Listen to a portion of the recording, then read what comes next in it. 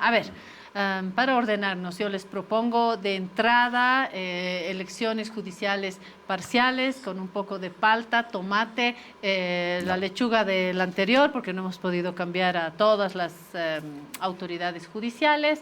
Plato fuerte, la oposición. Segundo plato fuerte, el MAS con sus festejos paralelos, más los mecanismos de... no sé si decir persecución o de hacer que Evo Morales cumpla con lo que la justicia le ha pedido, en fin, con mecanismos que apuntan a Evo Morales, a Juan Ramón Quintana, entre otros líderes, y si quieren de postre cómo la población reacciona frente a todo esto, la población que ahorita está buscando un poco de carne de chancho, un poco de pollo, viendo cómo vamos a encarar el próximo año. Ahí está, entradita, plato fuerte y postre. Sírvanse, caballeros. ¿Judiciales entonces? Así una... Sí, empezamos Vamos con los judiciales, dale. ¿A ti te gustan los titulares y obviamente titulares que tengan que ver con lo que está ocurriendo, tal vez con un poco de proyección? Pero yo tengo la percepción de que sí, fuimos a unas elecciones judiciales y tuvimos como dos fenómenos muy interesantes. El primer fenómeno es... Fuimos con la idea de que no estábamos yendo a resolver un problema de lo que es justicia a nivel de país. Lo que significa es que has tenido otra vez, por tercera ocasión, un electorado desencantado con el proceso y el resultado. El segundo elemento que a mí me parece muy interesante, lo estaba chequeando más o menos a un estudioso, a un filósofo político norteamericano, se llama Jason Brennan. Jason Brennan tiene una tesis que la sacó el 2016 que dice: la democracia nos debe un electorado competente. Es uno de los grandes problemas de la democracia. Y un electorado competente significa que aquellas personas que van a decidir, que van a tomar decisiones con su voto, tienen que hacerlo de la manera más informada posible para que eso se convierta en lo que a los economistas les encanta decir rational choice, ¿no? Es como que la decisión más altamente racionalizada. Yo lo que he notado en estas elecciones es que al tiro... ¿Qué? Madura, ciudadanamente madura, o sea, pero documentada. No hay que entenderla sí. Que nos volvamos doctorcitos que vamos a ir a votar, sino ciudadanos que sabemos lo que queremos, que estamos informadas e informados. Yo sí prefiero que seamos más o menos doctorcitos ¿Más que doctorcitos? saben. Sí, ¿por qué? Porque las decisiones tienen un peso. En el caso de las judiciales, ya voy a hacer cuento corto con eso, ¿no es cierto? Las elecciones judiciales es el contrato, es la ciudadanía contrata a jueces por lo menos durante 6 años, ¿sí? Y estos son jueces que tienen que resolverte, y esto lo decía el expresidente Rodríguez Belcé, creo que también en una entrevista contigo.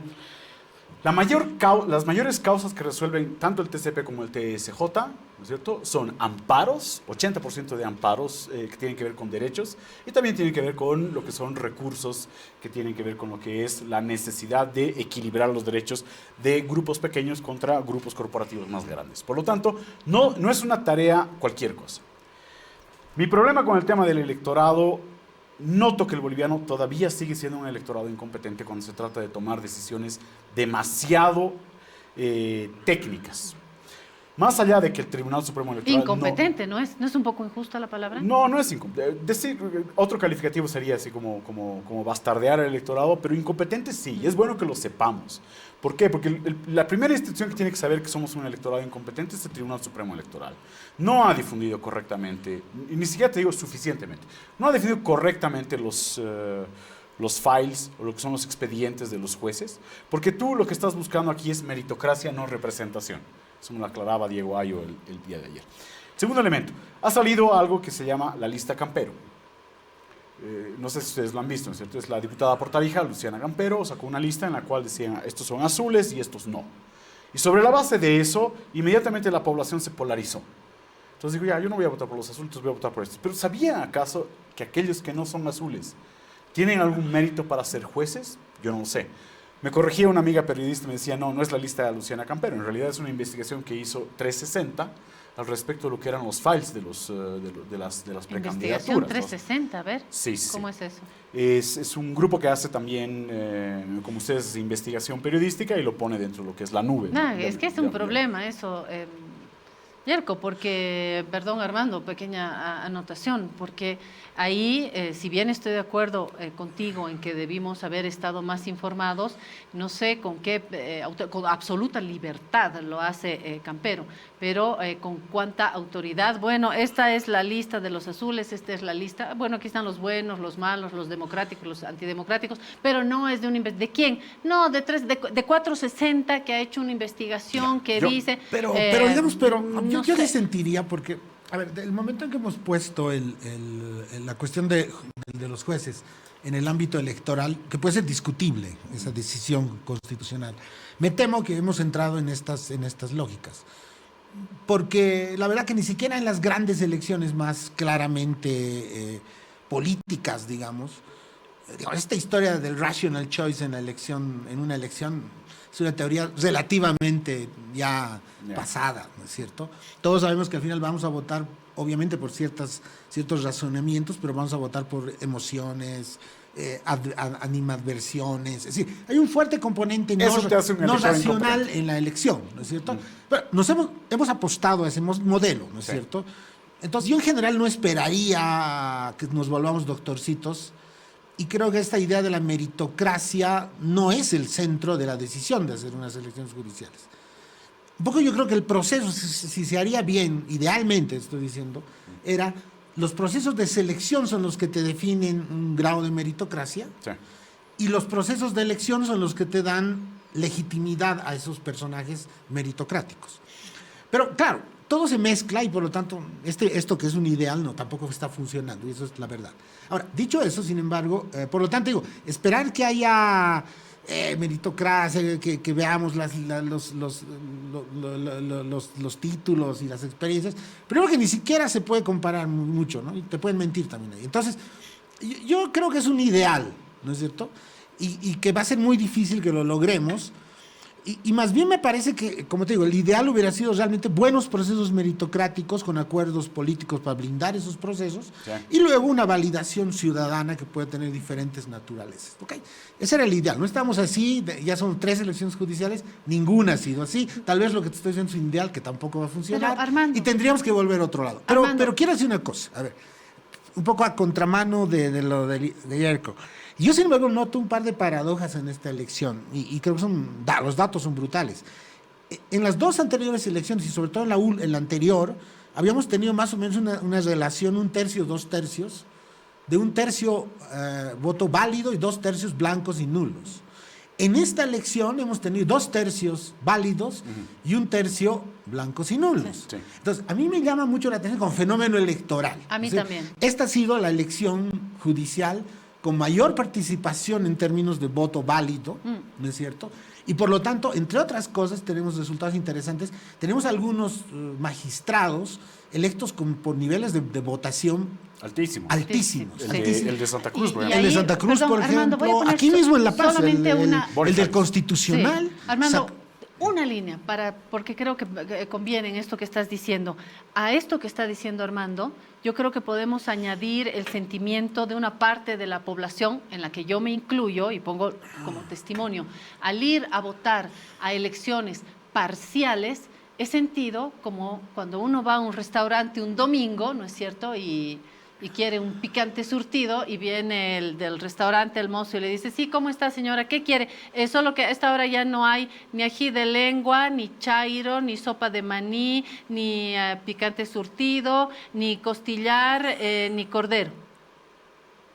Bueno, flan, dame flan. Claro, pero por eso digo, eso siento claro, que hay pero también por eso digo, para mí, por eso son las paradojas de esta elección. Había todas las condiciones para que digamos es una elección de mierda, digamos, ¿no es cierto? Porque no nos han dejado. No es muy fuerte, aunque cumplir con mi papel. No es muy fuerte. No te digo, podríamos haber concluido eso por todo el conjunto de cosas que pasaron antes, en el sentido de que tú dices, no hemos podido elegir todos los que quisiéramos, porque a unos los han sacado no sé por qué, ha habido una intromisión. Con un menú incompleto. Ya. Sí, exacto, todo eso. Entonces, uno podría haber dicho, ¿no? Uno podría pensar que en esta elección podría haber una especie de gran molestia del país. Es que a eso yo iba no, con tu diferencia del 1/3 y los 2/3. Y por eso quiero dar una explicación. Yo creo que igual ha habido una gran molestia en este voto. Sí. Yo creo que el hecho de que la gente no vote, es decir, uno podía esperar inicialmente que la molestia se traduzca en el no voto. ¿Okay?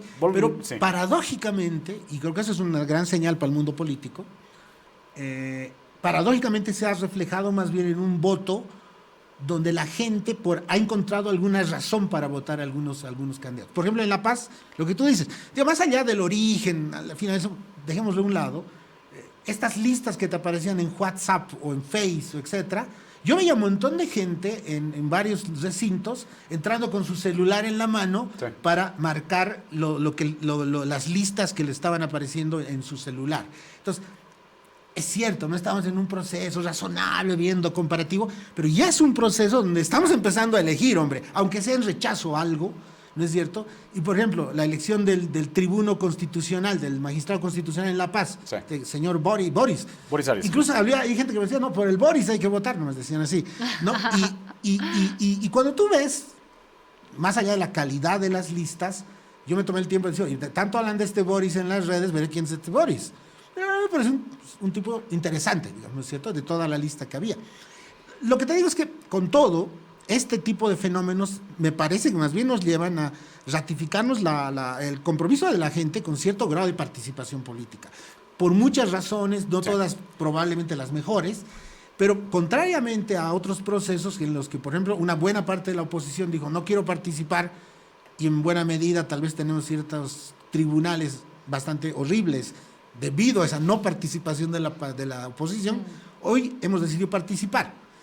Y parecería a priori que la lista no es tan desastrosa, ¿no es cierto? Entonces, por eso digo, creo que a mí me da paradojas. Fue un proceso, a mí no me gustó para nada, yo lo he dicho 20 veces, y de hecho llegar así a las elecciones no me gusta, pero sí este tema de la participación, el hecho de que empiezan a moverse, el hecho de que el peso por ejemplo, a algunos de los candidatos del gobierno les fue terrible. Sí, a otros les fue muy bien. ¿No? Todo depende de dónde. En cada distrito hay un análisis, ¿no es cierto?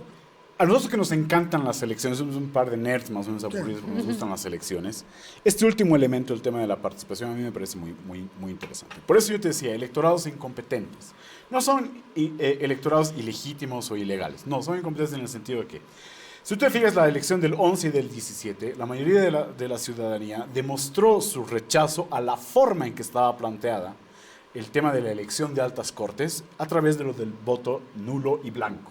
Por eso tenías por encima del 60% en esas dos elecciones. Con la idea de que en algún momento la mayor cantidad de esos votos en rechazo de ese proceso te podría anular ese proceso y replantearte cómo elegir a altas autoridades. No funciona. Hoy día tenemos además un electorado desencantadísimo con el Tribunal Constitucional, que es el evismo. En esta elección lo que has tenido entre un 30 a un 40%, incluso en algunos lugares un poco más, dependiendo del departamento, en que ha sido el voto nulo y blanco. Es decir, gente que ha mantenido la postura, no me gusta este modo y este método de selección de altas autoridades judiciales. Lo interesante es que días antes, y eso es lo que parece que es emocionante, días antes, no es un mes antes, no es 3 semanas antes, básicamente como 3 días antes sale la famosa lista Campero, ¿no? Y en esta lista Campero aparecen solamente estos dos bloques, los azules y los no azules. A mí me parece muy interesante que hay gente que ha dicho, yo rechazo este proceso, pero antes de que este proceso le dé la posibilidad a que entre un azul, ¿no es cierto?, yo voy a votar por alguien que no sé quién es, pero al menos creo saber que no es azul. ¿Es voto consigna eso? Es voto rechazo, pero convertido básicamente en una especie de consigna que no tiene ningún fundamento. Ahora, confiemos en los buenos deseos de Armando de que estas personas que han sido elegidas por ese voto rechazo, que además si lo sumas ese 40% del nulo blanco en algunos lugares, ese voto rechazo se convierte básicamente como en un 40, en un 50%, ¿no? Entonces casi las candidaturas masistas tienen un 10 o menos del 10% de aceptación, porque es voto corporativo. Ahora, lo que yo digo es, no sabemos en cuánto tiempo la tendencia y la dinámica interna de la política en el Tribunal Constitucional y en el Tribunal Supremo de Justicia haga que a estas personas electas, ¿cierto?, por voto rechazo no se conviertan dentro de lo que es la dinámica interna que Tribunal Constitucional ya es un poder aliado del Poder Ejecutivo. No olvidemos eso. Me parece muy interesante cómo esos 2/3 han ido ubicando más o menos la idea de que a través de un mecanismo polarizador, porque a mí, yo la crítica que hago a la lista Campero o a la lista de 360, no es en realidad que lo hubieran planteado, es un mecanismo polarizador muy peligroso, porque si ustedes se fijan, hemos votado por personas que no sabemos quiénes son, pero que creemos absolutamente que no son del bloque oficialista. Claro, pero digamos, es correcto, ¿no? Y estamos ante esos fenómenos, pero a mí lo que me parece interesante es el razonamiento de que ha cambiado, ¿no es cierto? Y yo tengo que elegir finalmente en función de un resultado político. Porque lo que esta gente está buscando, más allá de quién elija, era un resultado político. Y igual los grandes bloques, ¿no es cierto? Esta elección es muy interesante. No está claro las siglas de las personas que han sido electas, sí, pero es muy interesante porque uno puede ver por debajo movimientos fuertes, incluso en torno a la querella del MAS, ¿no? Es decir, ¿no? El levismo no ha salido tan mal de esta elección, por ejemplo, ¿no? No. Dependiendo de los distritos. Pero eso es. Entonces, pero a mí me parece interesante porque era una elección que pintaba como que el desaliento iba a reflejarse en una especie de dejar esto, no votar, ¿no es cierto?, que se vuelva más exacerbado que lo que habíamos visto. No pasó eso, porque la gente empezó a... Y es que ese yo creo que más allá de la calidad de los electos y de lo que implique en el lío judicial, sí, para mí es una señal para la elección siguiente. Es decir, sí, tú notas un electorado que más allá del desmadre está muy movilizado, está escuchando y de repente en las urnas empieza a haber reacciones incluso relativamente sorpresivas unos días antes. Lo que ahorita cuando hablemos del tema de las candidaturas nos plantea un escenario tremendamente volátil, pero interesante para la elección del 2025. Lo lindo de estas elecciones, con todo lo feas que han sido, sí, sí, ¿no? Lo lindo de estas elecciones es que te plantean que en menos de 48 horas un elemento motivador de polarización y de rechazo puede generar 30% de electorado que se vuelque a eso. Eso creo que es un enorme aprendizaje para quienes van a ser candidatos. Entre lindo y peligroso, ¿no? Porque, es que escúchate, un elemento polarizador te mueve. Es muy peligroso. Pero además movido por las redes. Y ese es el otro gran tema. Segundo elemento, polarización más redes, sin mecanismos de autocontrol. Y por eso, otra vez, palo para el electoral. ¿Cómo no han sabido detener estas situaciones o por lo menos controlarlas? O es que ya no podían hablar. Porque fíjate cómo en la elección del 25, en 72 horas previas a las elecciones, un elemento polarizador en redes puede volcarte básicamente todo lo que es el pre-resultado que a gente como Armando y a mí nos gusta así como que elucubrar meses antes incluso. Sí, ahora vienen las candidaturas y yo quiero disparar este plato fuerte. Miren, la entrada nos salió como picante surtido, pero vamos al plato fuerte que anunciaba en el inicio, ya las candidaturas. Bueno, hubo la celebración en doble pista del Movimiento al Socialismo, pero creo que antes hay que poner en titular lo que sucedió en la vereda de las oposiciones. Recordemos una caricatura de Al-Azhar que creo que dispara muy bien este plato. A ver, ahí está, mira, Yerko. Esta es la unidad de la oposición con el anuncio de Tuto Quiroga, el FRI, bueno, ahí sacándose la selfie. Miren esa selfie. Y voy a aprovechar que estamos con caricaturas. Podemos volver a mostrar la caricatura de hoy con los mismos tres personajes ya en la noche. Ahí dejo, creo que estas imágenes nos ayudan a iniciar la interpretación. ¿Comenzamos con las oposiciones? Sí, porque... Magistral, me dijo un invitado acá esta semana. Tuto, magistral la movida. Sí, a ver, sí, porque todos estamos hablando entre nosotros mismos, que creo que eso también nos genera problemas en el análisis. A ver, yo me meto por las oposiciones porque lo del MAS creo que estamos relativamente aburridos, digamos, ahorita. Ya están repitiéndose y como ya cuando la canción se repite en un karaoke es de las 5 de la mañana, ya a la miércoles, ¿no? Entonces, bueno, ya está. No quiero hablar de más hoy día. Hablemos de la oposición porque me parece interesante. A ver, yo te quisiera plantear tres hipótesis que que me sugieren lo que pasó esta semana. No voy a referirme a la parte telenovelesca de la cosa, que todo el mundo habla de eso, sino ciertos elementos que quizás nos puedan dar pautas para pensar qué está pasando ahí, ¿no? creo que el primer elemento para mí es que creo que la clase política y la clase mediática, que además ronda en torno a la clase política, está tratando de plantearnos que el debate electoral tiene que ver con un problema que llaman, entre la gente que se dedica a ciencia política, llamaríamos de oferta. Es decir, y eso está pasando tanto en el MAS como en las oposiciones. Explico. Nos quieren decir que es todo un problema de que las dirigencias se pongan de acuerdo con algo y que por tanto los bloques electorales se van a mover según lo que las dirigencias digan. La versión más grotesca es lo del MAS peleándose por la sigla y ver quién va a ser el único en la izquierda, ¿no ve? Okay. Y en la oposición me parece que es parecido. El mantra de la unidad, en el fondo, es una expresión de esa idea de que, digamos, yo ordeno la oferta, yo te defino la oferta y electorado, tú te vas a juntar a esa oferta. ¿Ok? Entonces, tenemos que tener un solo candidato, ¿no es cierto? Y me parece que hay, planteo una hipótesis, me parece que no están leyendo justamente cosas que en lo de la judicial aparecen, que el principal problema político hoy en Bolivia, me parece, está más por el lado de la demanda. ¿Qué quiere decir? No está tanto en cómo la clase política y mediática ordena las candidaturas, es importante, pero sobre todo en cómo la gente está entendiendo estos procesos y está adhiriendo a esos procesos y finalmente en algún momento va a votar por estas cosas. Es decir, creo que mucho de esta discusión, bueno, tú, Samuel, la verdad que a quién le interesa, yo la verdad, ¿no? Cuando lo que deberían estar haciendo los candidatos, desde mi perspectiva, es más bien preocuparse de la demanda. ¿Qué quiere decir? Preocuparse de cómo tú articulas pasiones, ideas, razonamientos para juntar y articular fuerzas políticas más sólidas.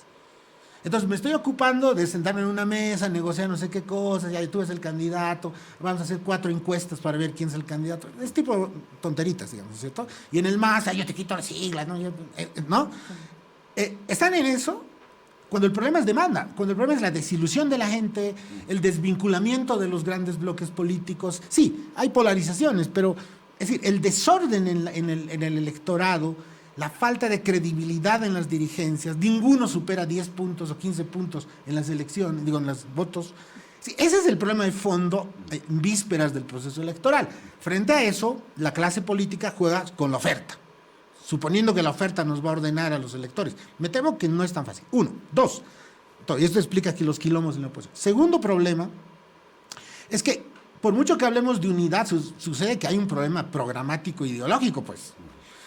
Y no basta con ser antimacista para pensar lo mismo y plantear un mismo programa. Entonces, hasta en esa misma camita que mostró al azar, es decir, entre el Tuto, que te plantea un liberalismo un poquito noventero, ¿no es cierto? El Samuel con una especie de socialdemocracia renovada, Mesa, bueno, no sé, un centrismo medio ahí, ¿no? Sí.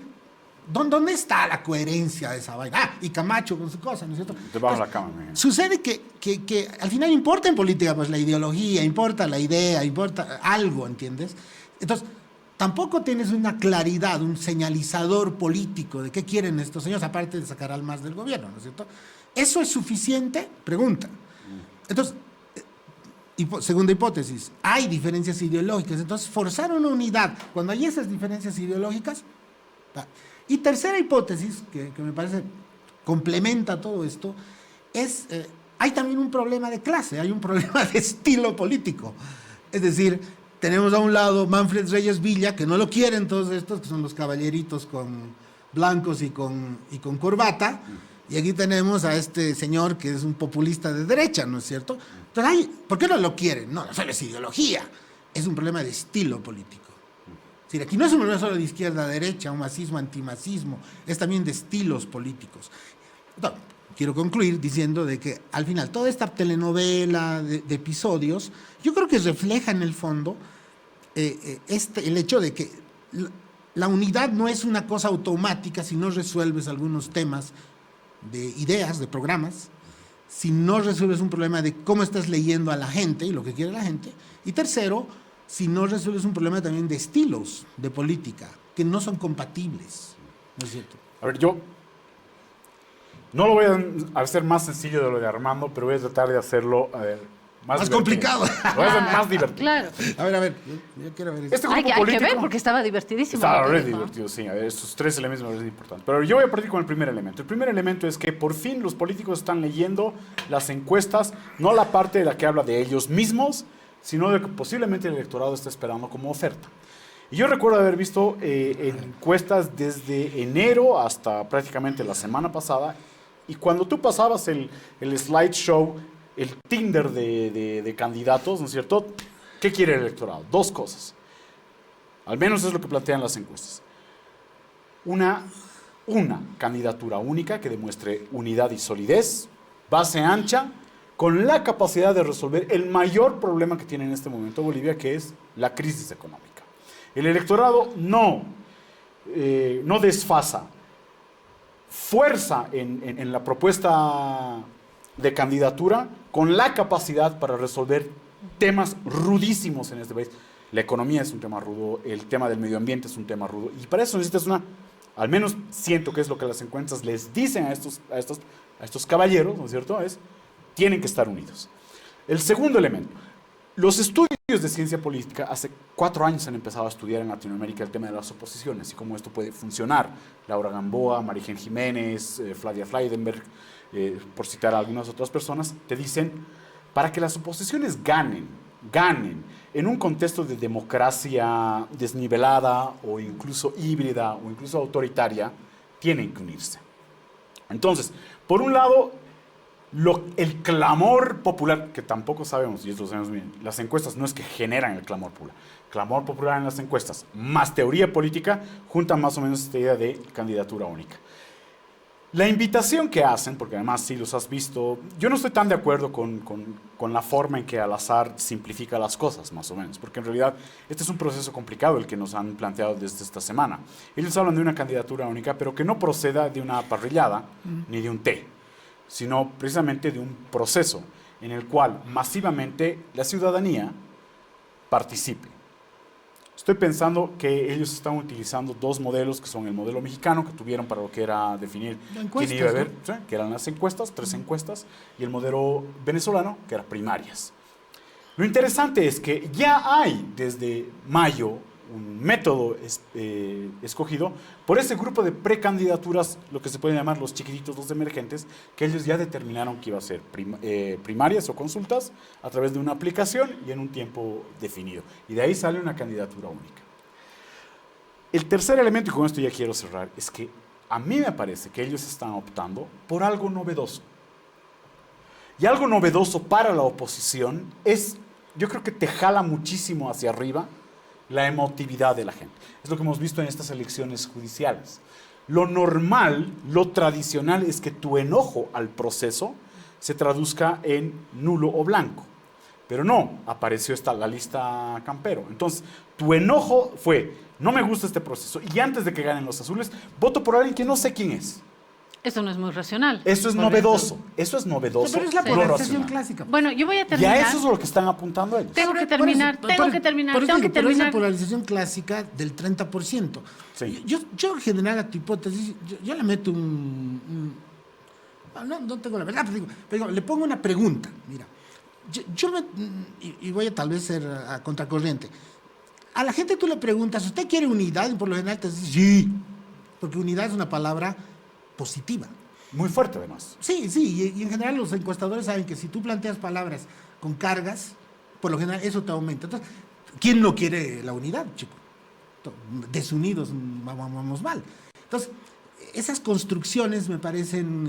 en realidad lo que a mí me parece más interesante, más que esas preguntas retóricas, que la gente los interpreta de diferentes maneras, es más interesante ver las adhesiones de la gente a los liderazgos, porque al final la política son gente. Y lo que tú ves es que esas adhesiones en general son bastante bajas y donde tienes un montón de gente que no está adhiriendo a ninguno de ellos. Uh-huh. ¿No? Y que incluso son adhesiones que cuando se mezclan, incluso no quieren con el otro. Sí, yo puedo quererlo al Samuel, pero no lo quiero al Tuto. Es que ese es el elemento de lo novedoso. Aún sus personalidades, que son tan complejas y complicadas, pueden generar una... Entonces, en las encuestas, la palabra clave era unidad de la oposición. Donde yo pongo mi escepticismo, es hasta qué punto el viejo sistema de apparatchiks, por eso te decía el tema de la oferta, queriendo simplificar la oferta te resuelve el problema. Yo tengo escepticismo en eso, uno. Y dos, en el punto tuyo, y eso creo que va a ser un gran debate en la elección, claro, todo el mundo está como diciendo, no, el problema es que la gente quiere que resuelva la economía. Sí, correcto, la gente siente que hay un desequilibrio. Pero creo que, por ejemplo, Reyes Villa a mí me parece interesante cuando plantea él que la respuesta frente al desequilibrio económico y al reclamo de la crisis es el orden y la autoridad. Por lo tanto, es cierto, yo no, lo planteo como hipótesis, no estoy aquí todavía. ¿Pero te das cuenta que es como un revival de Banzer? Sí, por eso. Orden, paz, trabajo. Sí, pero yo no estoy diciendo que eso me guste, lo único que estoy diciendo es que puede que el momento de la lógica en los próximos 8 meses de la elección va a ser una lucha entre o quiero un buen economista que parece que me va a resolver, o lo que quiero es alguien que me restablezca la autoridad. ¿Y qué pasa si lo que se pide es los dos? Porque vas a necesitar un ajuste, pero también vas a necesitar, yo no te voy a decir pacificación suena muy feo más o menos, pero estabilidad. Y ahí es donde no hablamos mucho del más. La estabilidad tiene un fuerte componente de orden y autoridad. Nos tenemos que ir, y yo me tengo que ir con una pregunta. En el primer bloque, hablando de fútbol y hablando del Bolívar, le decía a Jorge Barraza, y el factor Claure, ahora hablando de política, tengo que terminar con, y el factor Claure para cerrar en una línea. Digamos, altamente sobredimensionado, digamos, ¿no? Es decir, yo creo que, otra vez, es una expresión me parece lo del tema, es decir, está bien el señor, muy bien, yo creo que todo ciudadano tiene que involucrarse en la vida del país, me parece muy bien. Bueno, pero tampoco creer que tú eres el taumaturgo de toda esta cosa, ¿no es cierto? Y bueno, primero el señor no lo conoce el 90% del país, ¿ya? Seamos francos. Entonces, evidentemente tienes una influencia en ciertos círculos mediáticos y políticos. Entonces, es altamente sobredimensionado. A mí me parece que hay otros procesos más importantes detrás de esto. Ahora, el hombre va a querer intervenir, como todos, evidentemente. Yo creo que es un juego muy decepcionante para el que cree que porque tiene 100 millones o 1.000 millones o aunque sea 10 millones y los quiere poner en la política para que todos sean sus amigos. O sea, yo creo que en Bolivia no puedes comprar presidente, como que también en Bolivia no puedes comprar amigos. O sea, hay interesados siempre, pero no son nunca tus amigos. Y por si acaso creen que... Claro, es que esos amigos te pueden hacer barbaridades. Te pueden hacer barbaridades, no por su interés. Me voy. No, yo no lo dejaría. Así que, Claure, cuidado con tus amigos. Cuidado con quienes crees que son tus amigos. No, y cuidado con dejar muy chiquito al factor Claure. En el fútbol el factor Claure pesó, en la política yo no. Pero Claure no ha comprado ninguna copa para Bolívar internacional. Sí. O sea, y no le ha ido muy bien tampoco, la verdad. Sí. Al Bolívar le fue re bien. De hecho, aquí adentro. En el récord. Porque porque nos gusta jugar en cancha de tierra, ¿me entiendes? Y en la calle. Correcto, sí. Pero no tiene ninguna Sudamericana y no tiene ninguna Libertadores. Sí. Ese es el fútbol de verdad. Y además, como no sé, con la encuestita que ha hecho, sinceramente, oye, yo sería mucho más ambicioso en términos técnicos, por ejemplo.